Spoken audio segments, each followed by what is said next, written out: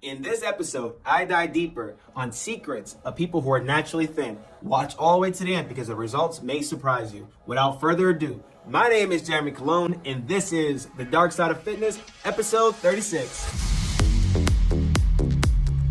How can folks eat whatever they want without gaining a pound? People have been asking this question about folks who are thought to be naturally thin for decades. At a time when 3/4 of American adults are classified as overweight or obese, it seems impossible that some people stay thin without even trying. But it's not impossible, just extremely unlikely. A mere 1.6% of adults in the US are categorized as underweight, which means they have a body mass index below 18.5.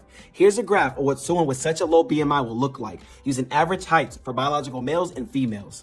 You won't be surprised to learn that there's little research on people who meet the definition of both being healthy and underweight. In the absence of research on these individuals, we assume they're either extremely active through NEAT, which is non-exercise activity thermogenesis, or have supercharged metabolic rates. A team of researchers based in China and Scotland decided to test those assumptions. A quick note about the language in this review. Throughout the study, the researchers refer to participants who have BMIs of less than 18.5 as underweight and those with BMIs between 21.5 and 24.9 as normal. While that's typical in academic papers, labeling people as their body weight status can be hurtful. While this has been more widely recognized with overweight and obesity, the same thinking would apply to underweight. How the study worked. The researchers recruited 150 healthy adults who met the BMI standards for underweight and compared them to 175 volunteers with a BMI between 21.5 and 24.9, which the scientists refer to as normal, even though it applies to less than a quarter of the adult population. They measured just about everything they could without dissecting the volunteers, including their resting metabolic rate, body fat percentage, physical activity levels, thyroid hormones, and blood lipids. What the study found. I'll start with the three most surprising findings. Metabolism. People in the healthy underweight group had a resting metabolic rate 22% higher than the researchers predicted based on their age, weight, and body composition.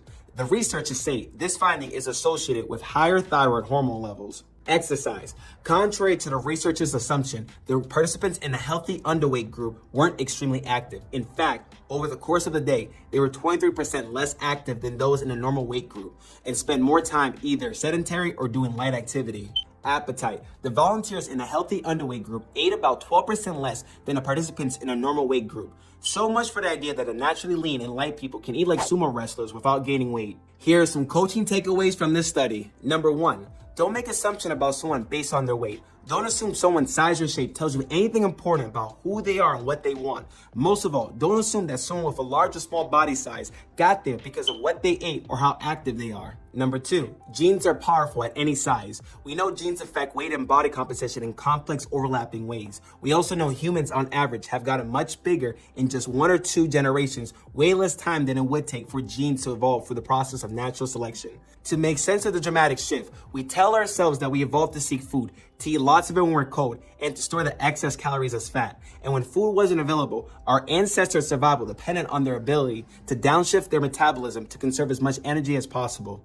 But researchers from the University of Cambridge showed in a 2019 study that genes act just as powerfully on people who are extremely thin as they do on those with severe obesity, which means that natural selection didn't give everyone genes that would eventually make it too easy to gain weight and too hard to lose it. It also gave some people a metabolism and perhaps appetite that would help prevent them from gaining weight.